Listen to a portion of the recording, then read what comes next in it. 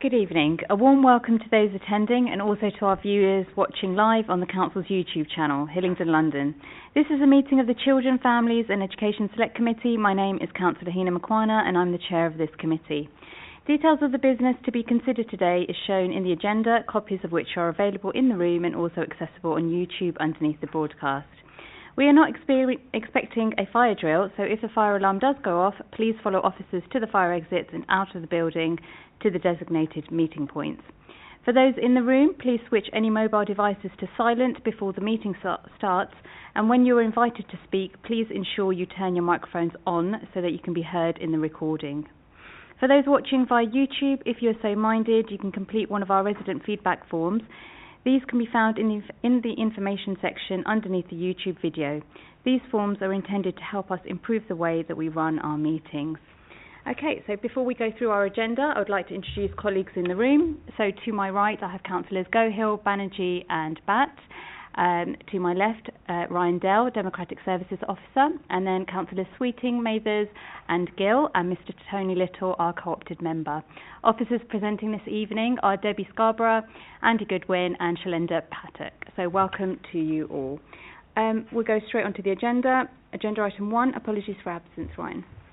Yeah, we have apologies from Councillor Judge with Councillor Mathers substituting. We have apologies from Councillor Hagger with Councillor Gohill substituting, and apologies from Councillor Smallwood with Councillor Banerjee substituting. Okay, thank you all for subbing this evening. Item 2, declarations of interest in matters come before this meeting. Don't believe there are any. Thank you. Item 3, minutes of the previous meeting, 9th of January. Do we agree the minutes? Agree. Thank you. Item 4, to confirm that the items of business marked as Part 1 will be considered in public and the items marked as Part 2 will be considered in private. There are no Part 2 items, so we go straight to Agenda Item 5, Learn Hillingdon Annual Report. Thank you, Debbie.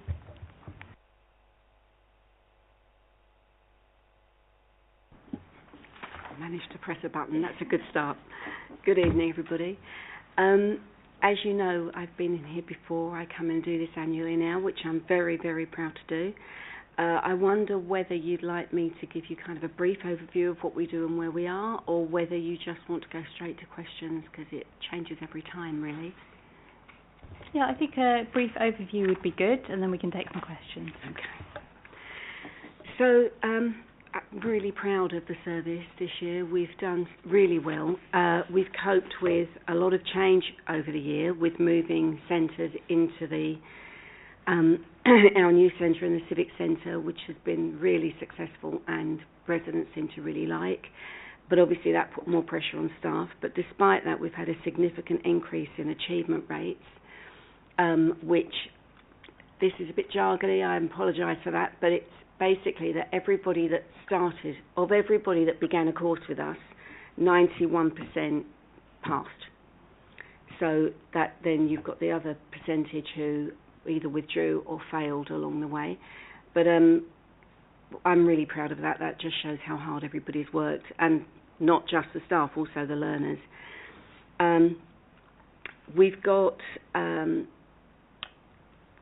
very good, that also reflects very good attendance, retention and pass rates, which are all 91% or above. And as you can see from the report, we've got 49% of our learners who are on vocational courses, either gained or maintained work, which again is a really high standard. Not to say everything's perfect. One of the things we really would like to do is to strengthen partnerships. I'm working at the moment on something that I'm hoping will improve partnerships going forward in terms of internal partnerships within the council, because I feel that there is some scope for bringing in clients or of other services to come in and help. So, for instance, we know that since the pandemic in particular, there's been a significant increase in adults needing mental health support. Sometimes they show up in terms of our wider client group in the council, and I'd like us to be able to get a closer link in with those services so that they can refer people to us and we can perhaps help those adults. So things like that we're working on. I think there is room to improve the partnerships. And trying to capture progression data is always a challenge, because you have to reach people who left the service to go into work or whatever they were doing 6 months before, to see what difference has the provision made, has it made a difference to their lives. And obviously sometimes you can't reach them, sometimes you can't, so it's hard to get a good response rate from that, but we're always trying to strive to improve that. So that's one of the things that continues to be an area for improvement, because we aren't happy with it yet. And there are lots of smaller areas that we want to improve, but they were the two main ones that we pulled out when we did our self-assessment report. The intention of the provision is to target and reach the most disadvantaged learners. We work primarily, but not without exception, we work primarily with people who have got low skills levels.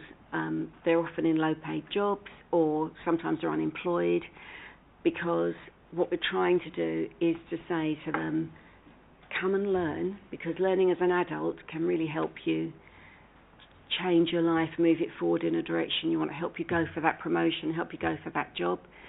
And you can see by the enrolment numbers that I think we're doing very well with that.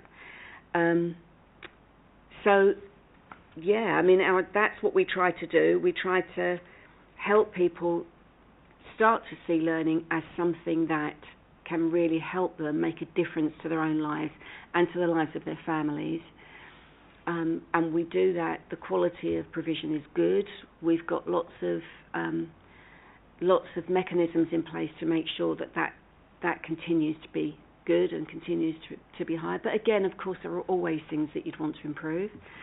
And our impact data is really strong, as I've mentioned. So we have lots of, we don't have any real behaviour and attitudes issues, and I think most of that is because we work with adults who want to be there, so you tend to get attendance, and high attendance, and if they don't arrive, it's because something's happened, the car needs an MOT, or, their child is sick or whatever. There's usually a good reason. Learners report that they feel safe and respected in the course, and that they are achieving their personal outcomes. We've got very high percentages on those. And leadership and management is good. And I'm pleased to say that we established last academic year, we established our advisory board, which kicked off its first meeting this term. So we've now got an advisory board that's kicked in with the service, which I'm really pleased about as well. So hopefully that's given you a flavour of where we were last academic year. Okay, thank you. Any questions? Mr. Little. Yes, I mean, this is a very positive report, and it's good to see the achievements of the people and of the service over the year. The question I wanted to ask is in relation to the kind of population that you've reached and the population you haven't. There's a very strong bias towards females as opposed to males. Sorry, apologies. There's a strong bias towards females rather than males. Is there a particular obstacle stopping men coming into it? And can you say something about the age profile of the learners that you have? Yeah, okay. I must write this down or I'll forget one part of your question. I do apologise. So the age profile is primarily, they tend to be anywhere between 25 and, honestly, 95. A couple of years, maybe 3 or 4 years ago, our oldest learner was genuinely 100, and the system kept kicking out the date of birth because they thought we'd mistyped it. But, I mean, it was genuinely. So you get a wide range of profile. But the majority of them, I'd say, are really between about 30 and 65. And, yes, there are by far mostly female learners coming into us. There are a few reasons for that. In targeting residents that face the most disadvantage, when we studied the census data some years ago, and it doesn't seem to have changed, by far the people that faced the most disadvantage were women. They tend to have more part-time, low-paid work and full-time, low-paid work. Everybody knows about the pay gap. There tends to be more of a skills gap. Given that so many of our learners need English for speakers of other languages, and many of those people, although not entirely, but many of them live in the south, that's where we get about 2/3 of our learners from, particularly the Hayes and Harlington area. What we find is that there's been quite an education gap often, and that you tend to get more women from that area, from a range of cultures and ethnic backgrounds, who haven't had the same educational levels as men from the same cultural and ethnic backgrounds. So it's all of those reasons. I mean, we target that was the strategic view. Who are the most disadvantaged? And again, as you looked at all these different categories in the census data, it came up as women. But we also, that kind of influenced us by making the daytime provision fit within school hours, because we knew that if we wanted to target those people, we had to make it something they could get to, which is why having really localised accommodation makes a big difference to us, because it's got to be something that they can drop the children off at school, get to the class, do the class, get back, pick the children up easily, and without necessarily having to drive or rely too much on public transport, because otherwise they just can't get there, and if it's too difficult or their children are vaguely at risk, they won't come. But we also run evenings and weekend provision, and we try to recruit as many men as we can. One of the things that we found helped this year was we were able to run some cookery courses that were aimed at men in particular. We did lots of cookery courses, but some were aimed at men, and that they were quite successful.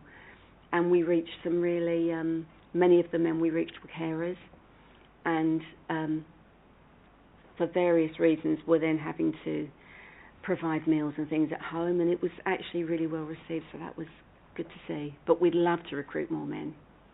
Thank you. Councillor Sweeting.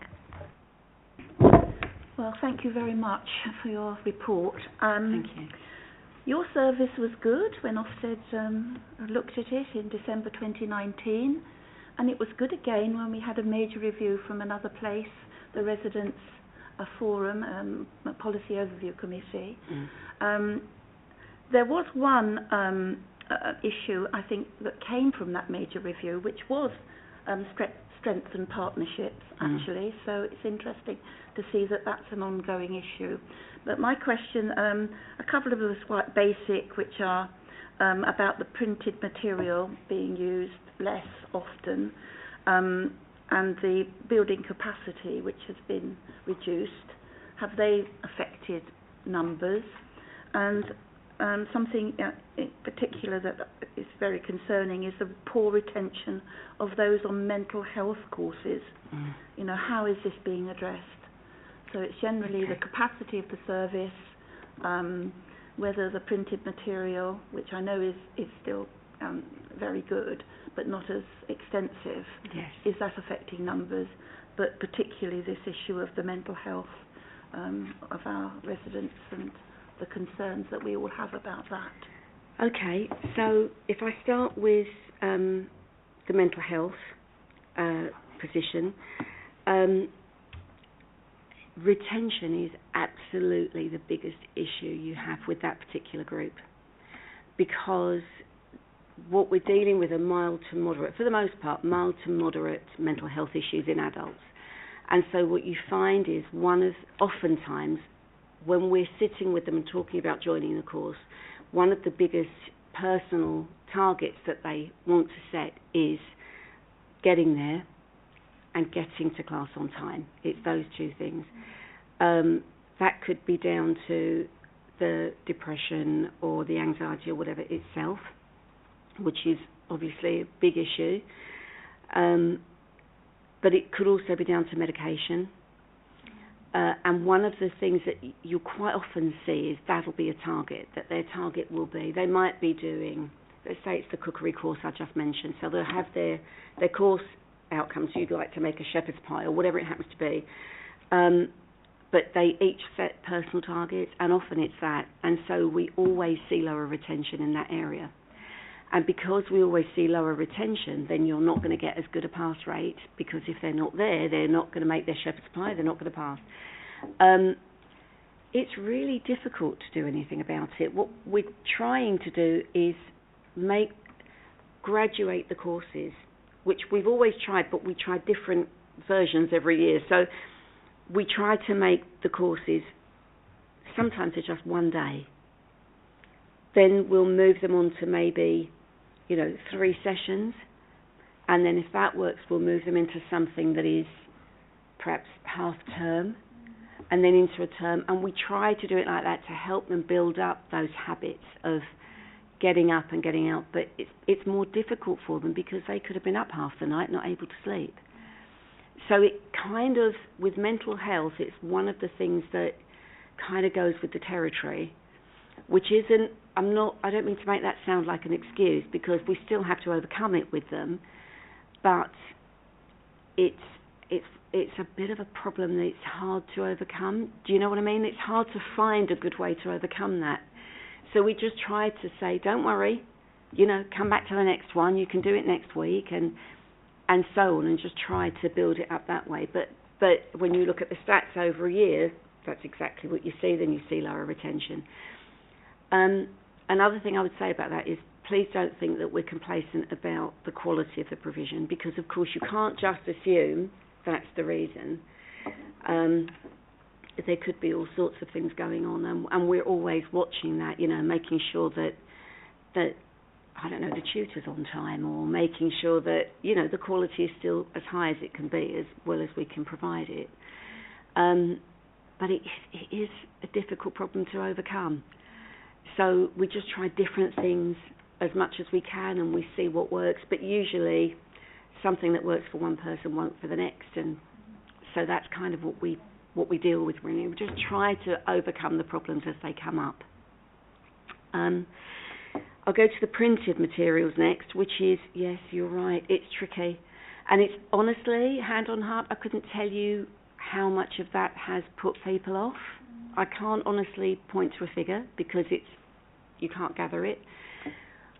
What we find is that many of our learners, the reason that they come and join us is because they know somebody who's been in the service or is linked to the service, because they not rely on, that's too strong, but if you're a young person and you're trying to choose which university to go for, the first place you're going to go is the internet. And then if you find somebody who's been to that university, you'll go, well, that's great, but you will have already decided on your top half a dozen or whatever. But if you're an adult or an older person, you tend to go first to somebody you know, and you say, I want to do this, I'm thinking about that, would that work? So many of our learners still, regardless of how we promote anything, come through word of mouth, which is great because we've got a good reputation, so that helps us. But what we find is that we've got a lot of students who come into English, Maths, ESOL, digital skills, and for the English, Maths and ESOL, we don't publish the details of the classes anyway, because we know that for many of those people, they struggle with reading, so the more complicated you make the text, the more barriers you put in front of them. So that level of detail's never been in the brochure. So for them, they still ask their friend and so on, rely on local information. For other areas, they will look for a brochure or they will look online, and that's never changed. The group that mostly look for the brochure tend to be the ones that want to do personal development courses, which are the kind of the old, not old-fashioned, because actually they're really valuable, but the kind of adult education from 30 years ago where you went to art on a Thursday or, French on a Friday. And they are largely made up of people who are retired or are older, have some disposable income, want to come in and do that to reduce social isolation and keep their brains active. And as I say, there's lots to recommend it. and we do definitely get pushback from that group that we don't now have a printed brochure, because they would look through and they might be doing their French or whatever it is they want to do, and then they might say, oh, there's calligraphy, I've never tried that, I might do that. And they struggle more with that being online. It's exactly the same information, but they definitely struggle more with it. The problem is trying to balance the needs of that against sustainability, cost, council direction of travel. So we've had to kind of go the other direction, largely driven by those factors, but also because there is a limit to how useful the brochure is, because we flex and we adapt and we add courses, and some courses don't run and others are delayed, and because we're very responsive to local need. So actually there is a very good argument that the brochure could be out of date by the time October half term comes around, because things have changed so much. We might have more courses, fewer courses, etc. So whereas online we can update it weekly. So we're much more likely to be able to keep up with things online, but we do definitely have a response from some learners that they don't like not having the printed brochure. But when you weigh it up from a business point of view and from a sustainability point of view, there's no choice really. And your third point in terms of capacity is something that we're looking at the moment actually. There is a concern. It was difficult when we moved from Brookfield to the Civic, because for various sort of reasons that, I won't bore you with, we weren't able to announce that to our students from the previous academic year. So when they went in July, we weren't able to say to them, by the way, in September we're going to be in the Civic, mainly because we weren't completely sure it was going to happen. We thought it was, but you can't say we think we might be somewhere else. We couldn't say anything. So I think there was a hit the previous September. I've lost track of where I am now. I think it was last September. There was a hit in terms of enrolment, and the team worked really hard to try to reduce that. Certainly, we were ringing people we knew would usually come, and we were reminding people where we were and things like that. Actually, over the year, people have adapted really well to that. So I think it's sort of evened out, and of course, again, word of mouth and so on, things have helped. We're now dealing with the changes to Hillingdon School, and the fact that our accommodation has been reduced in Hillingdon School in the new build, and that again I think is having an effect. But because we're in our first year and indeed our first term, I can't quantify it at this point. But what we've had to do is adapt the provision. So with fewer classrooms, we've taken some of the provision out and moved it to the Civic Centre, for instance. So a lot of the provision for adults with learning difficulties that was running in Hillingdon is now running in the Civic Centre, and some in South Ruislip. We've now got fewer childcare and health and social care, sort of vocational courses running there. We're using a room in a local children's centre where we do a higher level childcare and health and social care qualification course once a week. So we've got the classroom every day, and we alternate between the two subjects, so that 1 week they're in the classroom and 1 week they're online, because it's good practice in terms of their level 2 courses. And at that point you need to be able to learn online, to use digital skills effectively, so that you can then be ready for work. So that wouldn't be unusual anyway, but it's allowed us to get 2 classrooms in that same room that we've borrowed from the Children's Centre. But we've had to focus our ESOL into the 5 classes we've got, and there is a concern about that reducing to 3 from September, and we need to find some more accommodation in Hayes and Hillingdon, which we're working on now. Thank you. Councillor Batt. Thank you, Chair. Thanks again, Debbie, for your report and also the hard work that you're doing. It's very promising. You spoke about internal partnerships. My question is about external partnerships to improve employability due to sort of low skill or low school jobs.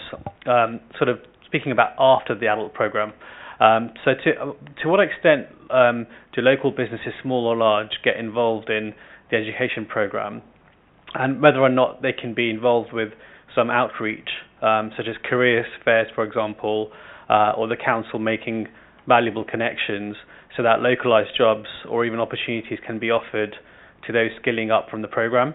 And I'm also wondering, have you thought about sort of community building, building this sort of community after the programme finishes, like an alumni, so that ideas can be shared and there can be success stories and all the adult learners can motivate each other? Okay, so I just want to check I've got that right. We're talking about partners in terms of sort of employability and employers, a group of alumni and how we could go about building that, and the other one was council. What was the middle one? I'm sorry. Just council making valuable connections to potential employers or local businesses. Yeah. Okay. Great. So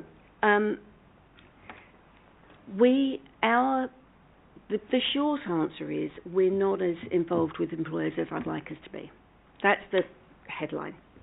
Underneath that, the detail is that we get as involved as we can do. Because our target group, and 97% of our learners, in fact, on qualification courses are those people who are coming from quite a deprived situation and disadvantaged situation, actually, would be a better way of putting it. When they're leaving us, they tend to be leaving us at level 2, which is sort of a GCSE level, and level 3 in some areas, which is an A level. So those people that go through that level 2, level 3 are very much involved with employers. So, for instance, one of the key areas we work in is with training teaching assistants. And we are involved with many of the schools, and we're building those partnerships much more strongly at the moment because of where the service is situated in the council. We've got more kind of openings for ourselves. So we're building that up. I was at the special schools meeting last week with their heads talking about what we can provide in terms of staff training and in terms of progression for their children. But I would like us to do much more. We are making stronger links with the college, which have been missing for quite a long time, if I'm honest, and that's completely my fault.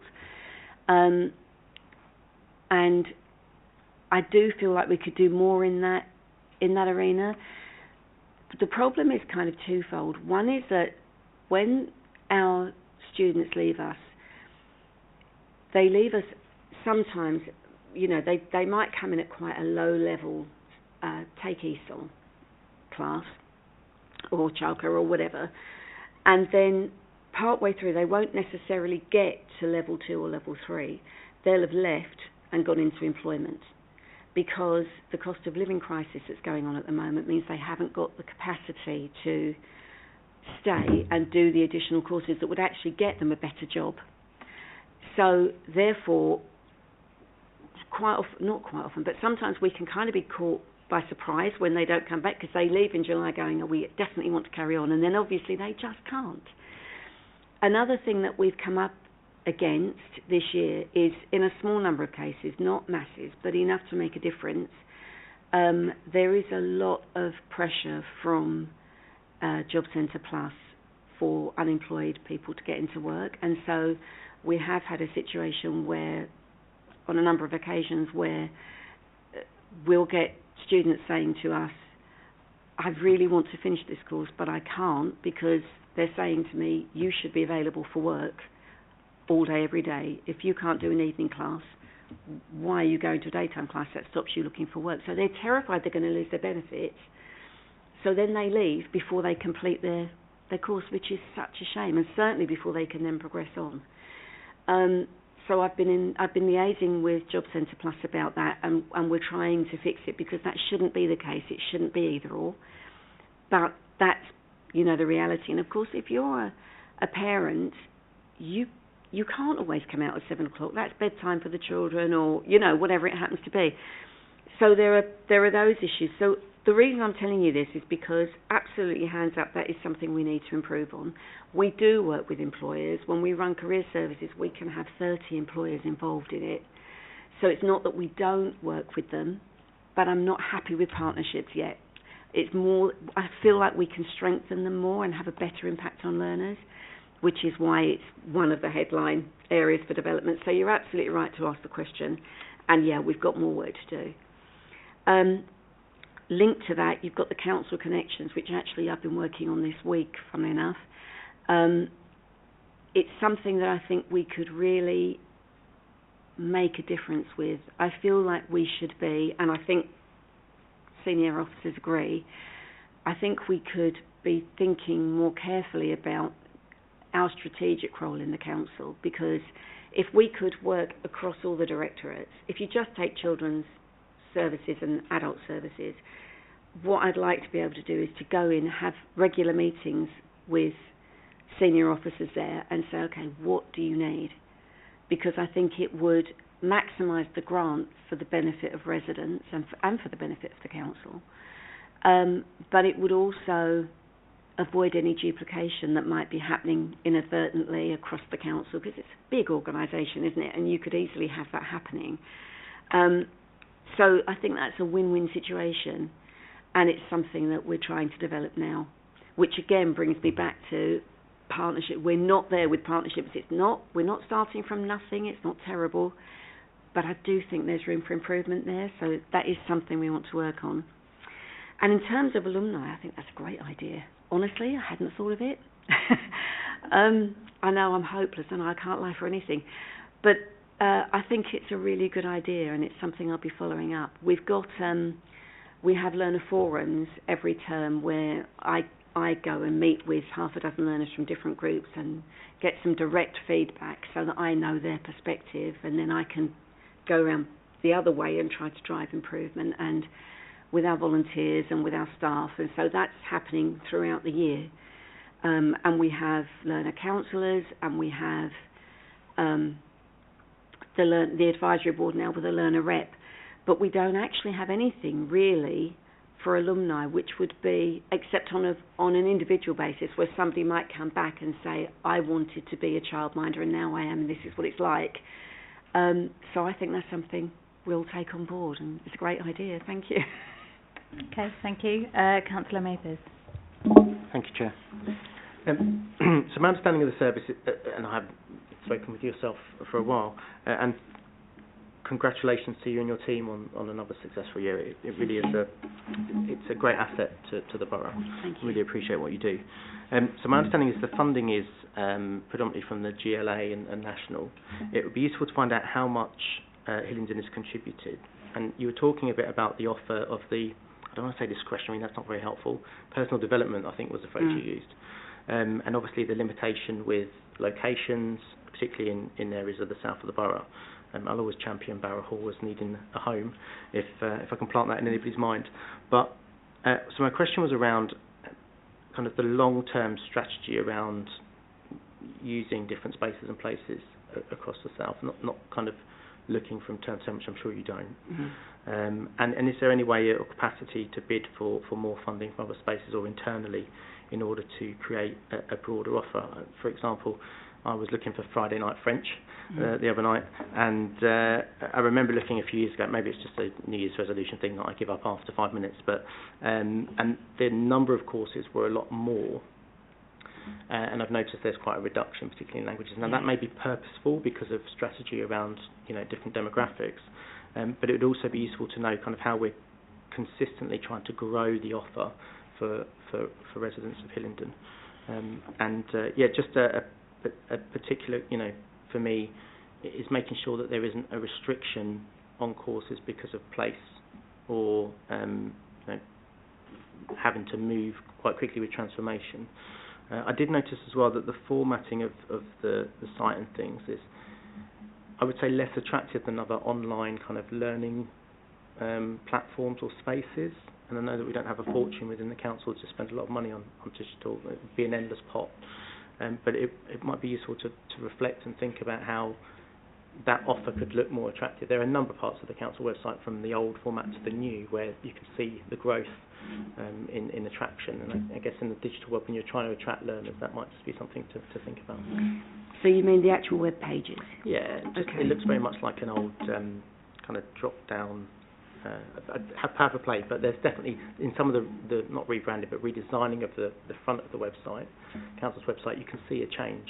And I guess that this is more in the old style of when it was kind of drop-down boxes and very small. It looked like an old kind of MS platform. Okay, great. So I think I've got everything. Tell me if I missed anything, okay?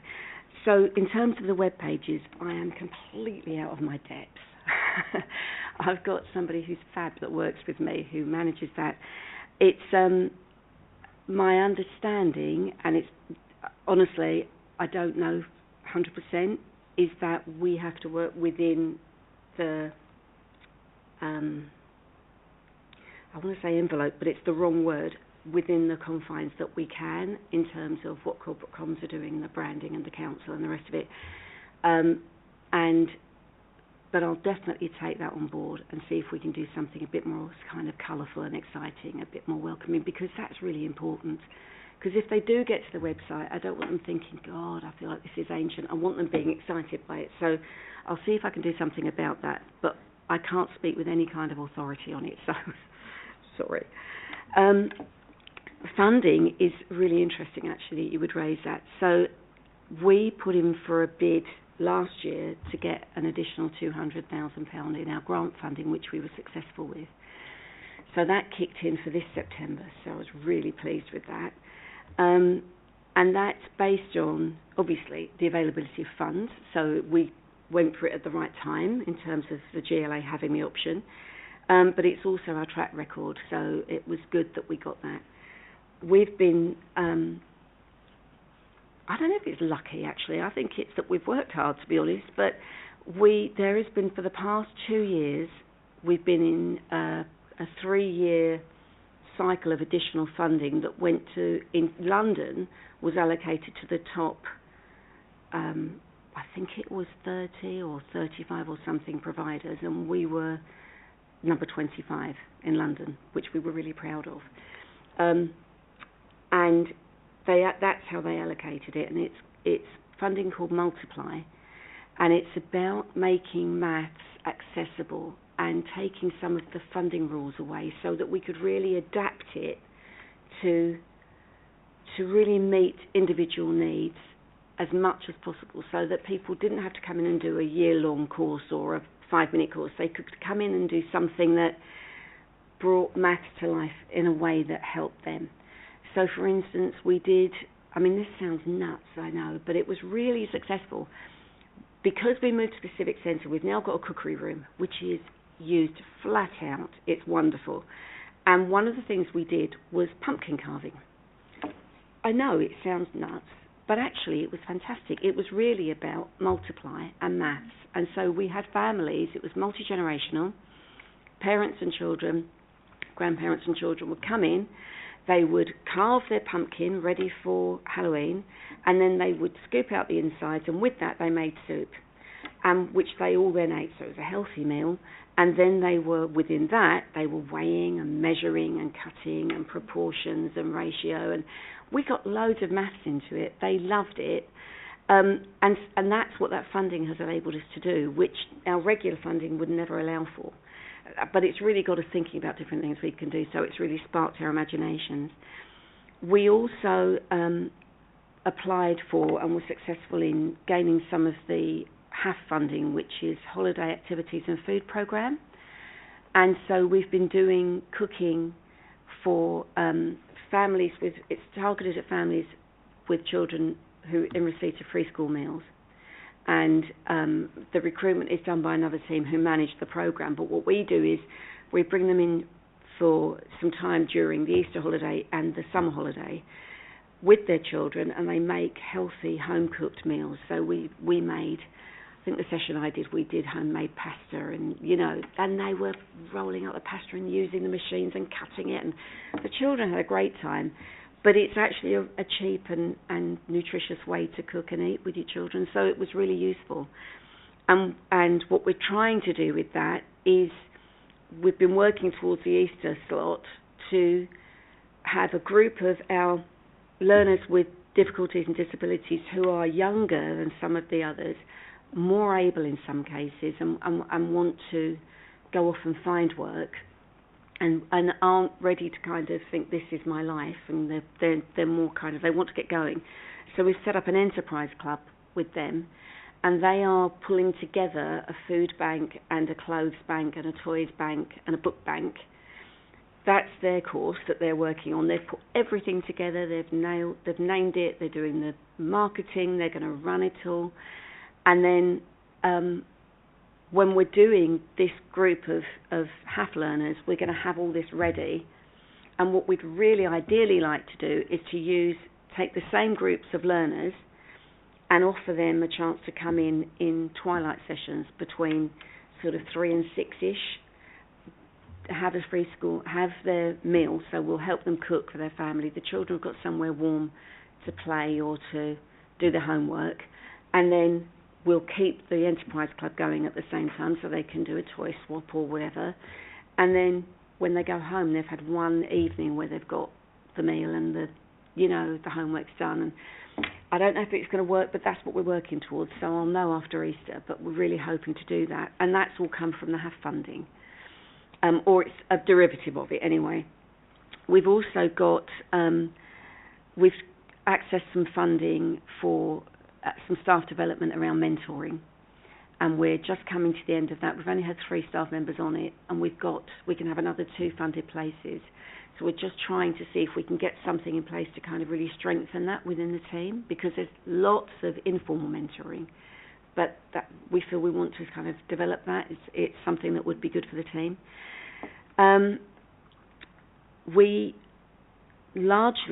We work within the funding envelope we've got in terms of our budgeting. There's another programme I'll tell you about in a sec. But we are always looking to grow it, and we are in a lucky position that we can get opportunities sometimes for growth. So I want to be in a position to do that, but I think the partnership work, particularly the vision for our partnership work within the local authority with other colleagues, will generate more demand to demonstrate the fact that we need more funding to then be able to meet more demand, and that's what we're trying to achieve, but that's probably going to take this year and maybe into next to get there. Another piece of funding that's around is some UK SPF funding that another team has been behind, but that's trying to help people who are struggling with or at the risk of homelessness try to get into work, and that's just beginning. So yeah, in terms of growing the funding, we're always looking out for bids. I think there are discussions going on at the moment about getting some particular staff in, which I really hope they do, whose sort of main purpose is to write bids, because so often they're so complicated and difficult to do, and you're trying to do it with your day job, and everybody's got different skills in it, so some you win, some you lose, but it would be great if they did that, because there are pockets. They kind of like extra funding bids in education. They do like using that route, so it is a good way for us to generate more funding, and we get it whenever we can. Did I capture everything there? Thanks. Thank you. Councillor Banerjee. Thank you, Chair.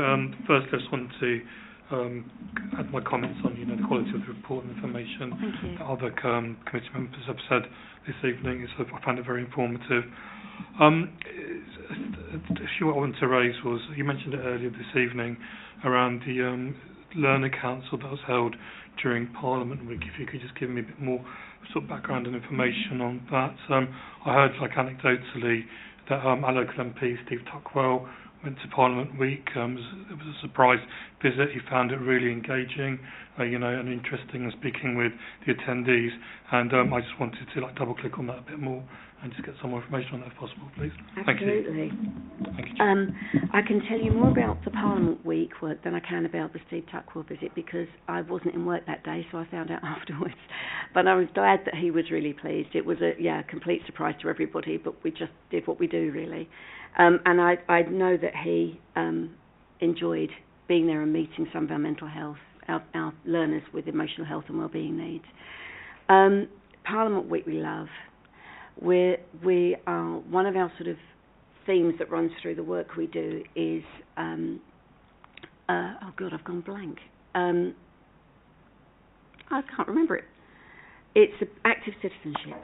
I knew it was in there somewhere. And Parliament Week is a big part of that. So the detail of it is that we work with some of our higher level ESOL learners. In the build up to it, it's about research, it's about reading, writing, and lots about speaking and listening, and they actually have a formal debate. So for a few sessions leading up to that, they'll be looking at the issues about the both sides of an argument of a particular issue. So this subject, this time we came up with, was about a sugar tax and the benefits and disadvantages to that, should there be one. And but we have a different subject every year, and we always have a very lively debate. They really fight their corner. And it brings out lots and lots of skills. But each time we've done it, Councillor O'Brien's been in attendance, which has been fantastic, because it really matters to the learners that happens, that they have somebody in authority coming in. It's not just us that they see all the time. And that she takes the time to do that, they really appreciate. But it gives them practice, you know, at the point where they tend to be level 1, level 2 learners, which is kind of around GCSE level. And so they're going to be looking at going out to work, or that's kind of their next step. It's really good practicing formal speaking and presenting and having to not necessarily represent a view that's your own, and to listen to other people. So it's really good, and it's part of the active citizenship week that we do, year that we do.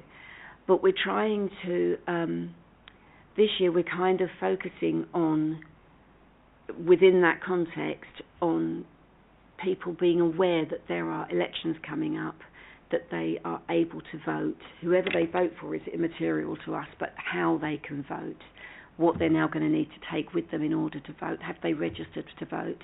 Because we've got some big elections heading our way in the next year or two. And so that's kind of part of the theme. And we're currently planning for next year, and we're looking at introducing, we've got somebody coming in from Amnesty International soon to speak to us all about how we can put human rights into the context of all of our learners. I mean, I speak a lot about ESOL because it's such a huge part of what we do, but this is for everybody. And one of the examples that they used when I saw this chap speak before was, you know, there was a group of learners in an education setting who felt unsafe of a night time leaving because they were worried about the lack of lighting outside. And so they got together and they lobbied and they figured out what they wanted, and then eventually lighting was put in. So it doesn't necessarily mean they're going to be trying to release prisoners in, you know, somewhere the other side of the world. It can be something as simple as that, which really attracted me, because it's the practical, local, real issues that we're trying to empower people to see they have a voice, because for some people they've never felt like they do. For many of the people we work with, they feel that way. So what might seem a small achievement can actually be huge and potentially life-changing. So that's what the Parliament Week is rooted in. That's what we're trying to do alongside the Do You Pass Your Qualification. It's seeing yourself as a citizen of your local area or of the country or of your community group or whatever it happens to be, and having a voice in that and being able to use that effectively. Okay, thank you. Any other questions or comments? No? Okay. Debbie, thank you for joining us this evening. Thank you. Thank you for your comprehensive answers as well. Okay. All right, so we can move on now to agenda item 6, which is the budget proposals 24-25 for services within the remit of this committee. So, Andy, I'm going to pass over to you. Thank you. Thank you, Chair. So I'm going to start off with a process for the budget strategy in the MTFF. I'm going to take you through some of the highlights in the report. So in terms of the process then, it's the second appearance of finance at the select committees for the new budget cycle. So we'll be presenting to you the detailed budget proposals included within the remit of this committee for discussion and consideration. The feedback from this committee will then be included in the budget report, which will be presented to February Cabinet, where February will be asked to approve the budget proposals to full council. So I won't run through the whole report and just take you through the highlights this evening. So in terms of the council's revenue monitoring for 23-24, we're reporting an underspend of £2,000, with the services within the remit of this committee forecasting to underspend by £236,000, with this underspend predominantly being driven by a reduction in the cost of supporting looked after children alongside staffing underspends. Within these services, there are £1.4 million of savings to be delivered in 23-24, 415,000 of which are recorded at Amber 2, which means that they have a potential problem in service in delivering of the saving. 123,000 of this relates to the adult education review, and the remaining balance relates to fees and charges uplifts as we continue to monitor progress against the uplifts from the 23-24 budget. Moving on to the MTFF and the Council's budget strategy, this was presented to Cabinet in December as part of the consultation budget. The savings requirement up to 28-29 was estimated to be £51 million, with a saving programme of £33.4 million, leaving a residual gap of £17.6 million. The single largest factor in the strategy continues to be exceptional inflation. This is currently forecast to add £48.1 million over the 5-year period. With the remit services within the remit of this committee, children's social care placements continue to drive much of that inflationary requirement, with a forecast uplift of 4.2% in 24-25 before reducing down to 3% in the medium term. The total requirement for the remit of this committee is £11 million for inflationary uplifts against the £48 million included in the overall strategy. With placements, children's social care placements are accounting for £5 million of this value. The forecast pay award accounts for a further £6 million. We then have £2 million for other contracted expenditure, and this is being offset by a forecast increase of grant income of £2 million. Service pressures are forecast to add £24 million. This is predominantly from the impact of demographic growth. So services within the remit of this committee just account for £1 million of that balance. So we've got roughly £2 million from increases in demand for children's social care. This is being offset by a reduction in the council's funding required to support asylum seeker services. Finally, corporate items are adding £14 million of the saving requirement, £7 million of which is driven by the council's borrowing requirement for the capital programme, and a further £5 million relates to TfL concessionary fares levy as a result of travel returning to pre-pandemic levels. These two areas sit outside of the remit of this committee. So following the work carried out during the autumn, the consultation budget presented a saving programme of £33.4 million, with £15.8 million of this being required in 24-25.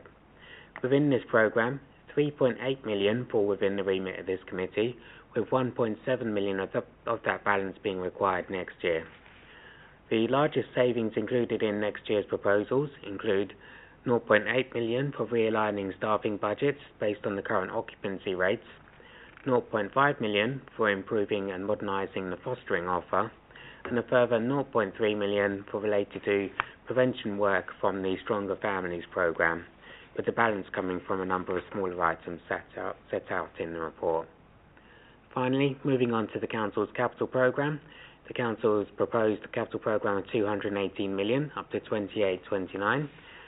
Within the remit of this committee, there's a programme of £4.5 million, with £1.7 million of this relating to increasing special education needs places at several identified school sites within the borough. This is going to help support the DSG safety valve agreement, with a further £2.7 million being included in the Council's programme of work budgets, which is related to Scout and Guide group facilities and the devolved capital programme to schools. Thank you, Chair. Any questions? Councillor Sweeting. Well, thank you very much for you and your team. It's a very detailed budget report, and I know a great deal of work has gone into this, so thank you so much.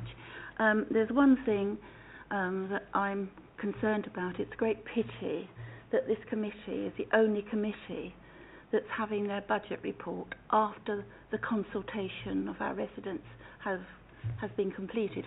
4 days ago, the consultation for residents to be able to put their points forward. I know that there was a reason for that. We did have this report coming to us on the 9th, but now we've got it after the consultation. So I'm hoping people here tonight listening are going to still be able to make comments on the budget. I would like to ask 2 questions. One is on the general budget and one is specifically for our area. Balancing the budget is important. You must have very, very good scales, is all I can say, to be able to balance it. But there's some worrying elements to it. If I look at page 19, paragraph 16, the savings programme is only sufficient if government core adult social care of 4.9 million is retained for 25-26 and beyond. So the question would be, what is happening in respect of that if it doesn't, it is not forthcoming. Also, you've got the sale of 75 million of assets. That's page 22, paragraph 25. Then you've got the budget savings for this year, which can be made in full ultimately. I mean, I do like that word ultimately. It seems to suggest it's not immediate. And finally, that the council can find a way of plugging the budget gap of 17.579 million. So all of those, to me, seem that we're on sand rather than rock. I might not be correct in that. So how certain is it that these issues will be delivered? The amount of funding coming from these will be delivered? Or are some of these based on less than firm foundations? So that's one of my questions, and I suggest you can answer that first before I go on to my specifics for our area. No problem, yeah. Thank you, Councillor. So in terms of the council reserves, this is one of the questions that you mentioned. So we've got, obviously, our reserves are 26.8 million on general balances, and we hold a number of earmarked reserves as well. So in every cabinet each year, the Section 151 officer, it's his duty to assess the level of balances that he feels that the council needs in order to manage a council this side and reviewing all of the risks that we're exposed to. So for 23-24, they were set at 22 million. So as you rightly point out, we're currently at 4.8 million above that level. Then we also have the earmarked reserves to complement that, which are held for specific risks that we've identified throughout. Actually, many of them go back to over many years. So what we do, because as you say, there's quite a small amount of headroom, is that we go with a low-risk budget strategy. So we don't try to, we play it reasonably prudent on the side of inflation and demand-led growth, so that we don't have to worry about having exposing ourselves to risk in that strategy. So you can kind of have a lot of reserves and have a very high-risk strategy, or you can operate with a low level of reserves and a low-risk strategy. So Hillingdon's always kind of, recently anyway, gone with that kind of low-risk strategy approach so that we can operate with that low level of reserves. In terms of the kind of how that fits in for the 5-year view, there's quite a lot of uncertainty across the whole of the local government sector. So at the moment, central government have only provided us our funding up until the end of 24-25. So from 25-26 onwards, we don't really have any visibility of that. The provisional settlement came out in the middle of, on the 18th of December. Since then, the government have also announced a further £500 million for social care, which covers adults and children's, and another £100 million, which looks like it's mainly going to be directed towards rural authorities. But they are looking at bolstering funding in that area. But again, it's still only for 24-25. So at the moment, the council's budget strategy is predicating on cash flat settlements, basically from 25-26 onwards, just because the sector's been asking DLUC for a steer on what the funding's going to look like, but we haven't really seen that yet. So in terms of it, whether it's based on solid foundations or not, basing it on cash flat is probably, I would argue, a very prudent approach. So again, it goes with that low-risk budget strategy. The chances of them reducing our funding in the cash terms is quite low, because bearing in mind this is holding cash flat, it's a real terms decrease as we then put the inflation in. So in terms of that £17 million budget gap, I think that's not really that different to what we've seen in the past few years. So legally we have to set a balanced budget for the future year, so for 24-25, and then we set that in the context of a 5-year budget strategy, but we wouldn't be looking to balance the whole 5-year period at this stage, especially given the uncertainty on the funding position. So your other question was on the capital receipts within the capital programme. So you're right, we have that £75 million in there. So at the moment, what we're doing is we're reviewing our assets. We're looking at where we believe assets are surplus to requirement, and then we are disposing of them. But we also have a capital programme budget, which is over 218 million. So although we're selling assets, we're putting more assets in than we're taking out. And by selling off the assets that we deem as surplus to requirement, we're then able to reduce the council's potential borrowing for the future of the capital programme, and we're also able to fund transformation work, so it enables us to fund the drivers that deliver the 33.4 million, I think it was, 33.4 million of savings that we have in the MTFF. Supplementary, yeah. My follow-up is specifically about our area, and there is obviously an elephant in the room there. Next month's dedicated school budget deficit is calculated to be some 26,487,000 due to high needs. This deficit seems to be rising again. So what is the council's plan B if the government does not extend the override and the deficit needs to be paid back from general balances? There seems to be a balance here between the 26,487,000 and the 26,848,000, which are our general balances. Now, I know it won't work that way, but other councils, quite a few other councils, are concerned that the override may well have a guillotine attached to it, because several of them have mentioned March 2025, Bournemouth has mentioned March 2026, so I'm not quite certain why there's a difference there, because we are mentioning March 2025. But, what happens? Plan B? Good evening. The plan at the moment is that we've submitted a DSG management plan. It's a revised plan that was submitted in December after discussions with DfE officials. That's a very comprehensive piece of work which shows how over the course of between 5 to 7 years actually we bring that deficit back into balance.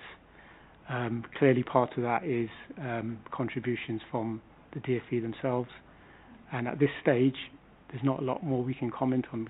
We've not had any feedback, so we're really waiting for the outcome of that, but we are reliant on that agreement. There's no doubt we're reliant on that agreement in order to bring back our DSG deficit. Okay, thank you.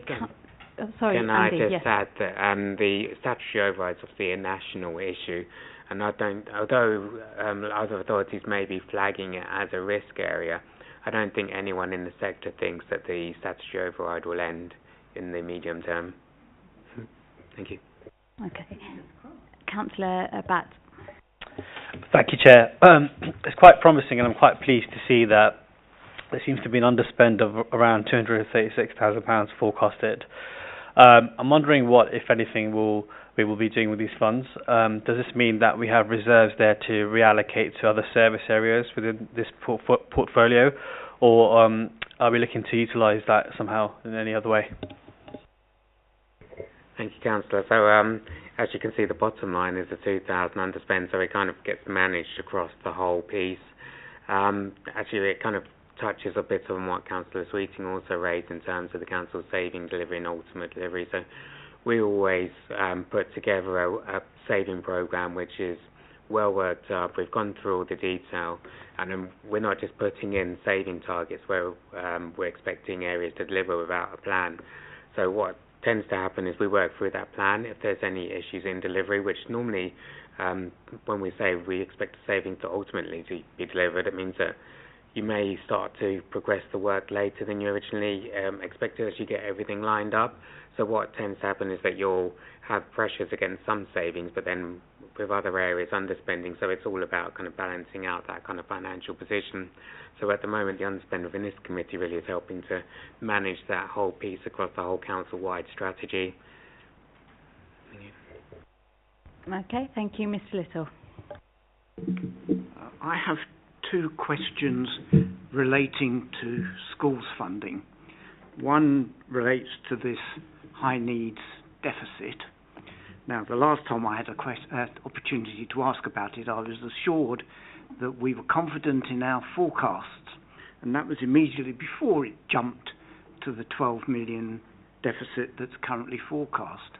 So my first question is, what have we done about our forecasting to have a greater degree of confidence in funding in this area for next year, or not the funding, the expenditure in this area for next year? And the second question relates to the schools grant more generally. For schools more generally, will the funds available to them increase or decrease in real terms?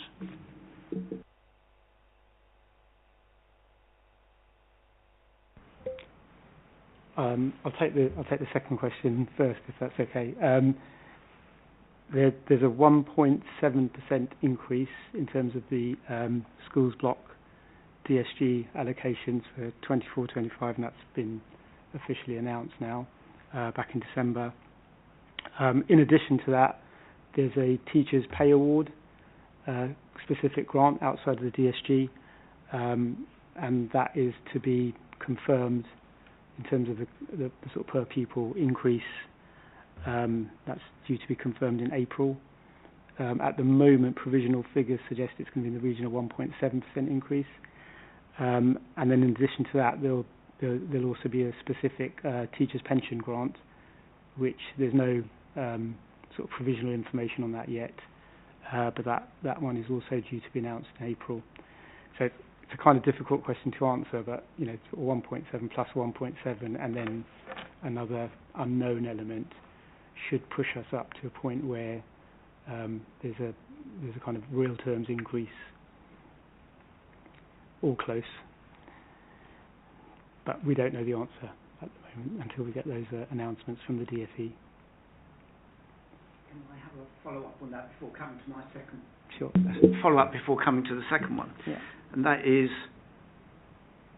that, are you suggesting, from what you've just said, that the increases we're now expecting in that area match your forecast for inflation?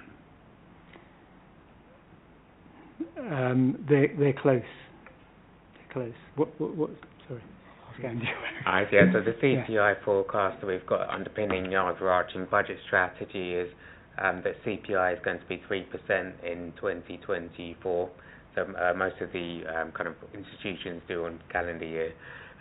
So they're expecting 7% in 23. That's finished now, and then going down to 3% next year, and then 2% from 25 onwards. So the figures quoted by Shalinda there, 1.7 plus the pension, does take you above that kind of CPI position. So in relation to my first question about the high needs spending. Yeah, there's been a lot of work and a lot of resource that's been kind of thrown into that area now. So systems are improving. There are a lot of staff that are sort of new to the area, so they're working hard to kind of improve those systems. Yeah, that's probably best I can say at the moment. Okay, thank you. Councillor Gohill. Thank you, Chair, and thank you for presenting this budget. I know in the face of the external factors in the economy at the moment, it must be extremely tasking. And I heard the other day that there was only 2 local authorities in London that haven't had to use their earmarked reserves, where with some councils across London using up to a third, namely Lambeth, using a third of their earmarked reserves in the next 2 years. My question is based on point 25 on page 22, and that I was just asking if you could provide a bit more clarity on the investments and the associated risk along with that, because I think there were some points mentioned earlier in this committee, and I just wanted to be crystal clear. Are we just lowering our general risk? And it also talks about some authorities having higher debt and associated risk with increases in interest rates. I just wanted to gather a bit more understanding on that, if I can, please. Thank you, Councillor. So Hillingdon has we've been historically a low-debted authority. So other authorities previously have borrowed money for commercial investment. The Public Works Loan Board, PWLB, they have tightened up on borrowing, but clearly we've seen other boroughs have really kind of maxed that out in the past, really gone for these heavy commercial investments. And actually during the pandemic, where things were kind of impacting the finances, and then moving from that to a position of high inflationary markets has put that kind of commercial piece under threat. But Hillingdon haven't taken that approach. Most of our capital investment is for service delivery, not really aimed at just kind of that generating income. So we haven't gone down the route of exposing ourselves to commercial risk, and we've also got a low-debted position compared to the rest of London. If you look at the capital programme, we have got some prudential borrowing at the beginning of the period, but by the end of the last 3 years, that prudential borrowing is very low. Thank you. Councillor Mathers. Thank you, Chair, and thank you to you and your team, Andy, for the work you do to compile these reports and the budget. It's quite a concerning budget for me, particularly in this area, and as we've mentioned around the designated school grant. It seems that that the bailout that we got is effectively we can't afford it, and we're going back with kind of the begging bowl in order to manage the costs. We have to dispose of assets fairly quickly to cover our agreement commitments, and there may be more of that in the future. It seems that the delays in the capital building programme, particularly for special need places, have meant that we now have really high, SEN transport costs. And Mr. Little did comment on the kind of predictions and phases. I guess with the one of the lowest reserves in London, and you spoke about a kind of small c conservative approach to budgeting. My concern is if we're stripping out the occupation rates of posts within the portfolio, which gave us flexibility before to flex to needs of demand of service, but also to ensure that there could be managed vacancies or freezing of posts in order to make sure budgets met online. And we've also, using significant chunks of our earmarked reserves, other boroughs put a significant amount more in earmarked reserves than we have been able to.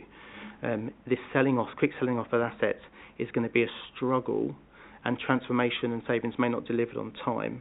I just wondered what other mechanisms does this authority have in its approach to ensure that we have resilience like other boroughs do around London? Thank you, Councillor. I think really the whole piece really fits together on that kind of low risk, high risk approach.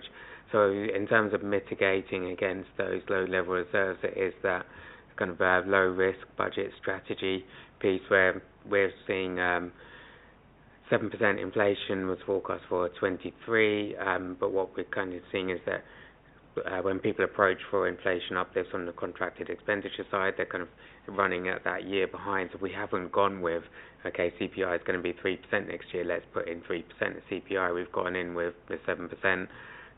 Adult social care placements has been an area which has been particularly high, so we've gone with 7.8% on that, which is in line with the ADAS forecast. So we're putting money into inflation so that we should be going with a low risk strategy and protecting that kind of financial resilience piece.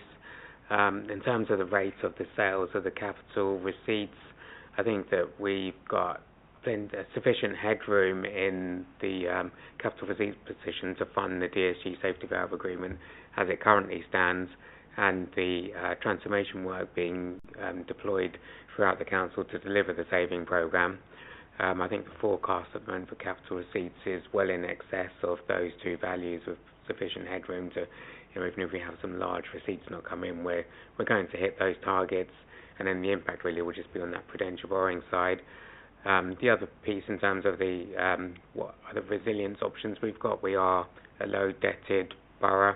Clearly I wouldn't be proposing that we go to increase the debt, particularly at the moment with interest rates running high, but we do have plenty of headroom in there.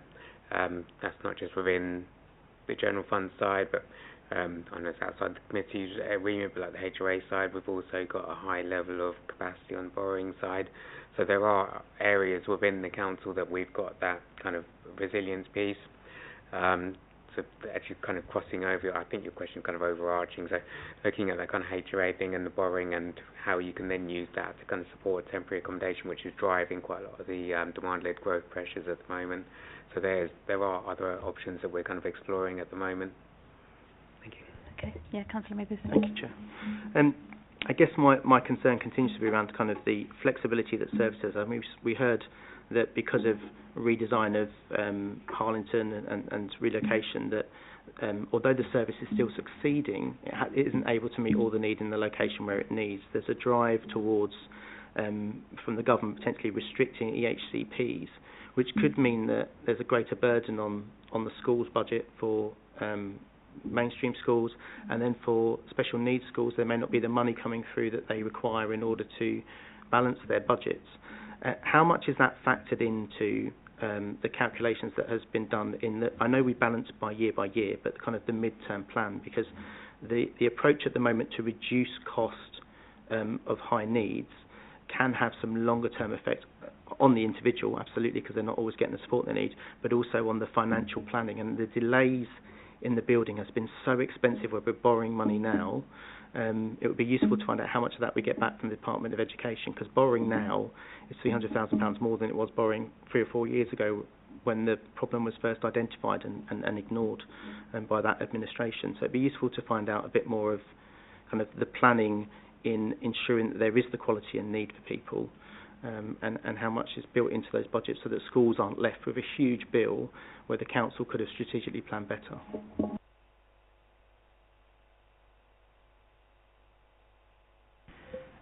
Yeah, in terms of the impact on mainstream schools, one of the kind of key objectives of the DSG management plan is to step down high cost placements from particularly independent non-maintained provision, which is a lot higher than our own maintained special schools. So that's where that kind of building program comes in to increase capacity, but it's also to kind of objectify the levels of complexity. So different schools are applying similar kind of criteria to how they band children. So those two elements will kind of increase the role of mainstream schools, but there's a lot more investment going into mainstream schools to kind of assist in that process. So funding would go away from the higher cost independent non-maintained schools into mainstream schools, as well as having special schools capacity increased. So there'll be a bigger role for mainstream schools, but also additional funding going into those.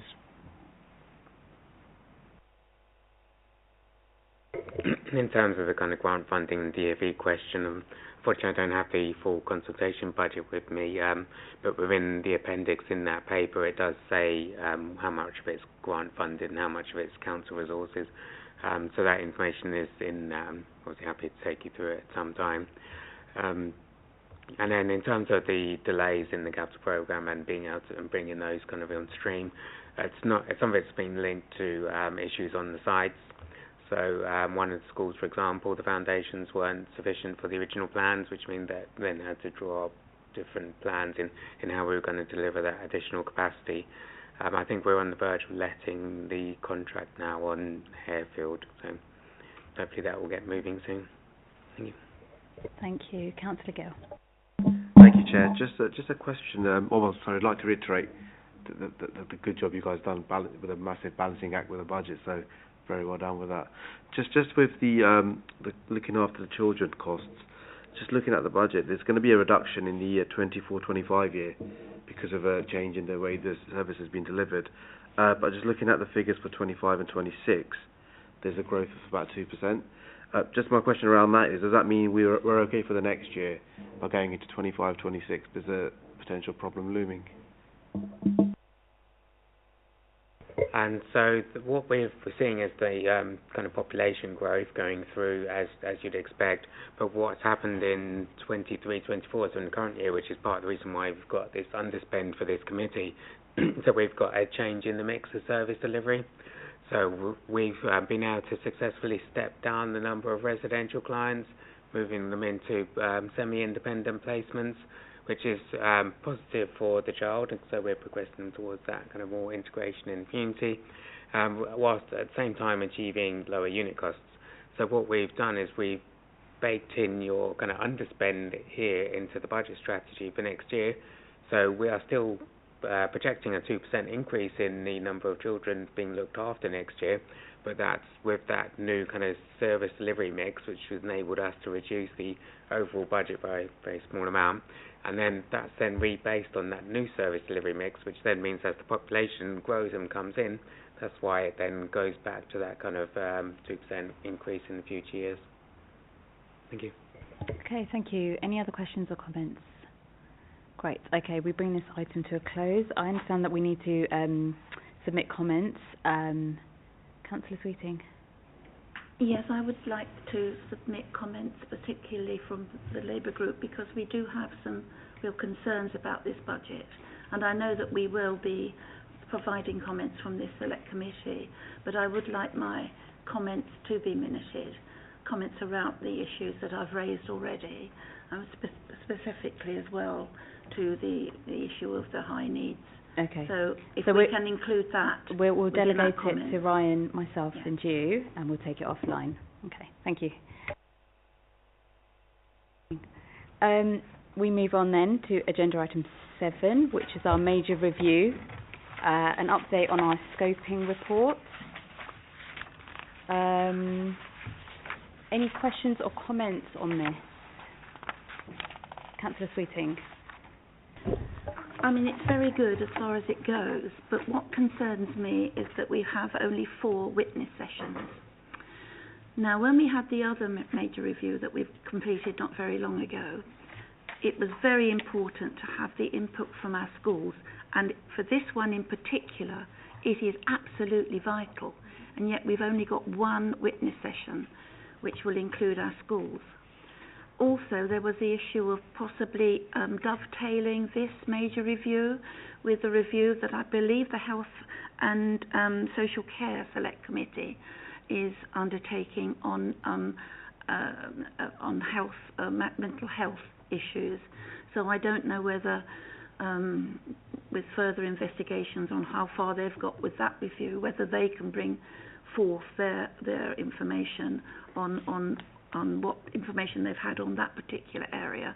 But certainly it does concern me that we've only got 1 witness session for the schools, because we did have real problems, because the schools obviously are very, very busy trying to provide people that are available.